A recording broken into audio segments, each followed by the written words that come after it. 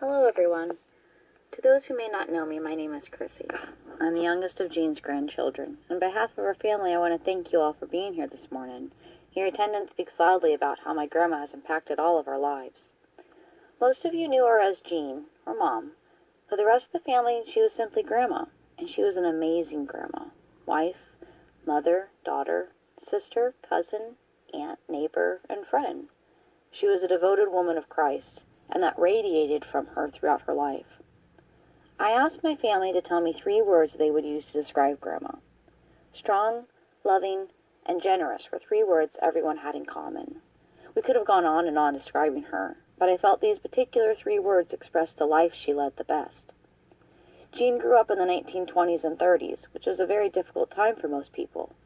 The Great Depression forced people to survive literally on nothing. But those times taught her compassion. Her family lived on a farm, so she knew what hard work and sacrifice was. Although there was little money, there was always food, and shared it generously with all those that they could. I think her hardships were God's way of preparing her for her future. My grandma was one tough cookie through her 90 years. She suffered the loss of her beloved husband, her 2 cherished sons, and a very special daughter. Life was not always easy for Grandma, but her absolute unwavering faith in the saving power of Christ carried her through those tough times, which gave her the humility to be a pillar of strength for her family, her church, and her community. My grandma always had stories to tell. There was never a lull in the conversation, whether it was being read to us sitting on the couch or in her lap as children, or listening to the story of how her and Grandpa met, and the travels they went on, and the stories of her growing up on the farm. Did you know Grandma was literally born on the farm? The last of 8 children. That August day, there was visitors talking to her pa over by the barn, and her ma started waving at them to get their attention. They all thought she was just waving goodbye, but she was in labor, and when pa finally came in, Jean was being born. Grandma was kind of a tomboy growing up. In the summer, her mom would cut her hair in a short, boyish bob. So when she got picked to play on a boys' baseball team at the sandlot, they asked her name, and she replied Jean. And they protested, "Well, that's a girl's name." And she'd say, "Well, I am a girl. You want to make something of it?" And they'd let her play without further discussion. She's always been like that, and I love that about her. She'd always tell you just the way it was. I'd like to think I got my straightforwardness from my dad, who got it from his mom. Jean absolutely loved children. She raised so many throughout her life. Her house was always home, and the door was always open. Literally, she never locked the doors. You could just walk right in, and most of us always did. We all knew we had a place to stay, whether it was for minutes, hours, or days.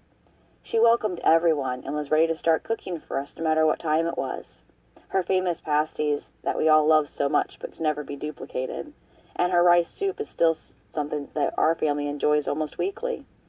Grandma used to let me have ice cream for breakfast sometimes, and of course my mother would disapprove, but Grandma would say, "Oh, just let her have it." And often to this day, I still have ice cream for breakfast. Thanks, Grandma. We have so many favorite memories, but the best times were simply going to Grandma's house after school, playing at her house, because she always had the coolest stuff. And I treasure the times I went to Mass with her.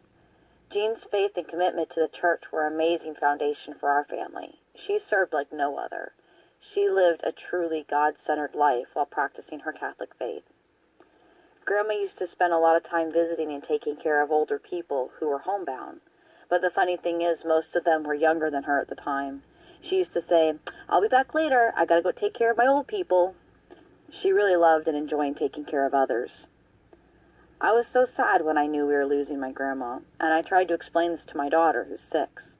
She said something to me that day as I was crying, and she said, "Mommy, I'm not crying. I'm excited for great-grandma." I was a bit surprised and asked, "Well, why, honey?" And she said, "Mommy, she gets to go to heaven. She gets to go see Jesus. I'm so happy for great-grandma." Wow. I am too. Whenever I was upset as a child, Grandma would tell me, "You're prettier when you smile, Christina." Well, I'm smiling today for you, Grandma, because I'm excited for you, because you get to go be with Jesus. We'll miss you so much, and even though we know we cannot see you any longer, we know you're watching over us, and we love you, and we're so excited you get to be in heaven. I bet there's some pretty cool stuff up there, too.